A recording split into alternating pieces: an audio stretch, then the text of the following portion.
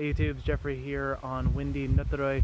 It is not quite as cold as I'm making it appear, but it is threatening to rain as it has been all day.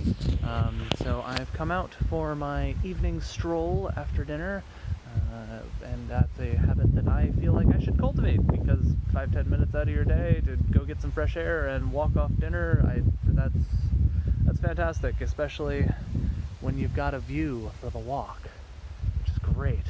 But dinner was, as you may have guessed, it was chicken, and it was delicious. It was a root vegetable chicken soup with rice, which I feel was very much like home.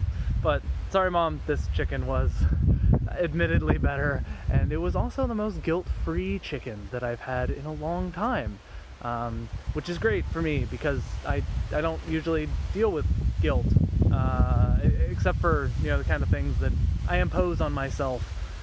But as far as like social guilt, religious guilt, never really had to deal with that. Probably because I'm not religious, as most of us don't seem to be anymore. At least society doesn't really seem to be governed by religion, and when it does, it seems to generally conform to modern Western standards, at least in the modern Western civilization. And yes, I'm kind of going toward this whole progress thing that we've been talking about. And yes, all these nice things, and I mean, like, this whole beautiful area, and these nice fancy cars, and that house back there, the guy just had his 2 Tesla Model S's pulled out and was cleaning them. So yeah, there are lots of nice things with all this progress, but one of the things that's also really nice is liberalism. Small L, liberalism. Kind of the idea that you can do what you want, that as long as you're not hurting other people, then that's fine. But really, that's a totally different view of morality than most human society for like ever, which is great. It means that I don't have to worry about dietary restrictions, or what I want to say, or what I want to dress like, or what I want to do on Sundays. But does that have any drawbacks? Well, I've been reading a lot of news recently. I don't actually read a lot of news, but it's good language practice because I read Norwegian news. And there have been 2 articles in the last week talking about loneliness and depression, especially among young people. And that is just really strange. I mean, we're talking about a place that, if I'm not mistaken, was one of the happiest places in the world, if not the happiest place in the world, not too long ago. And people dealing with loneliness and depression, what is going on? There are a lot of people who would say that has a lot to do with our modern society, and not having a direction, not having this connection to a bigger idea, a bigger goal, and religion served that for a lot of people, and it's serving that role for less and less people these days.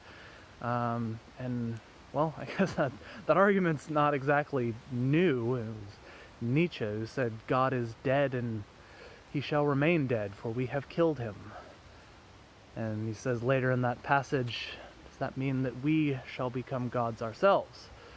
That, depending on how you read that line, it could be very triumphant. That God is dead for science, rationality, liberalism. But that's not what he meant. It was a warning, because God had been the purpose of life. The church had been why you get up and do what you do, and suffer through the crappy life that you led. And it's what made life a little bit better. And now we don't have that.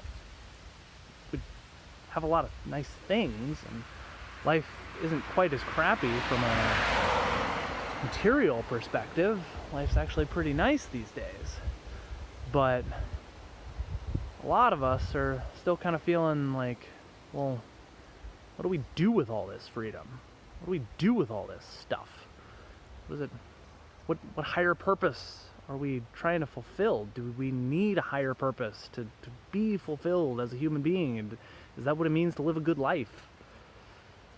That's a question I've been wrestling with for a while, and that's already 5 minutes, so we'll come back to that.